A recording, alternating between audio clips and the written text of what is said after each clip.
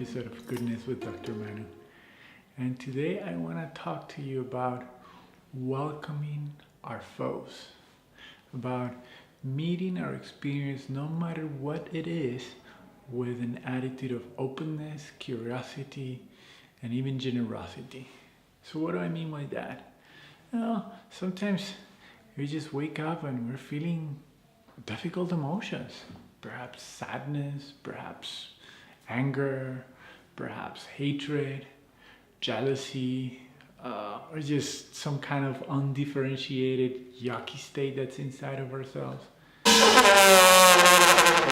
And our immediate response is to try to push that away, which is a natural response. We as humans, we want to feel good. So why would we want to not want to push away some uncomfortable, painful emotion?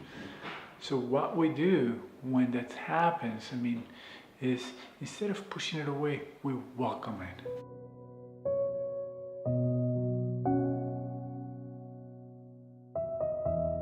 And we meet it with kindness and with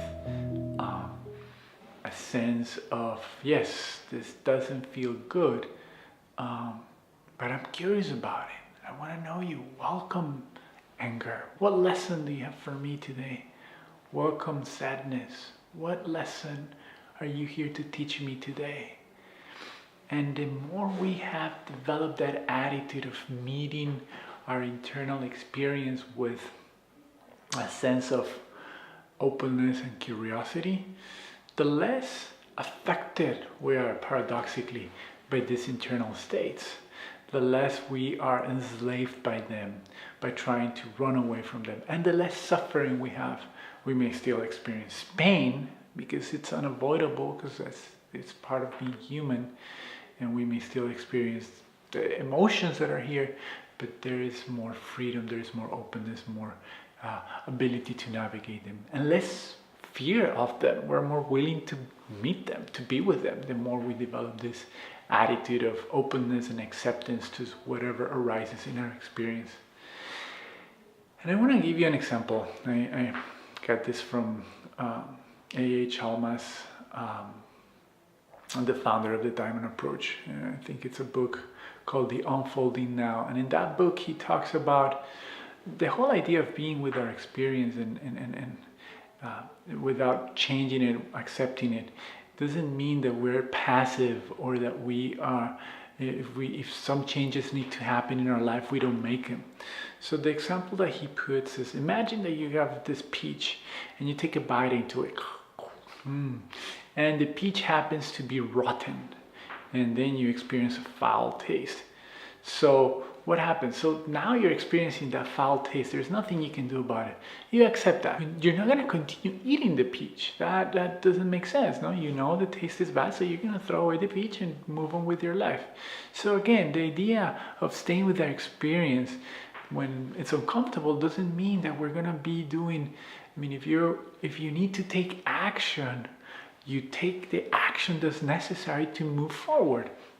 At the same time, you continue to stay in touch with what's occurring within you, and you have an attitude of acceptance. Now, this is easier said than done. Believe me, I get it. Sometimes there are some internal states that are too painful, too uncomfortable, too I want to jump out of my skin. So you do the best that you can. You have. So it's I sometimes can be in a state where it's it just feels terrible right now. I just don't want to deal with this. And then so I will have an attitude of okay, this is terrible. I hate it. I don't want to be with it. What's the most optimal way of being with it right now? How can I meet this in the most optimal way? And I ask myself that question. And I let that question sort of permeate inside of myself. And I let the answer come from within. But even asking the question itself already softens things, as in my experience. Even though I hate the state, I don't want to be with it, having an attitude of a little bit of curiosity, a little bit of willingness already starts softening, and it starts making it a bit more acceptable. Now, other things that are going to help is remembering that no matter what state you're in, no matter how horrible it feels, it will pass.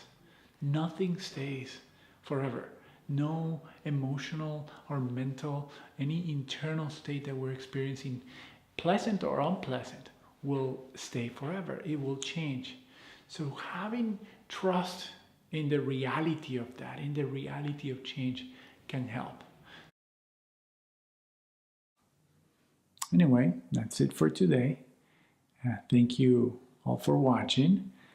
Please, if you feel like it, if you get inspired, subscribe to my channel, share it with your friends, whatever feels positive about this. And I will see you all next week. And may you all have juicy, luscious hearts, big planted bellies, and sharp, clear minds. Thank you.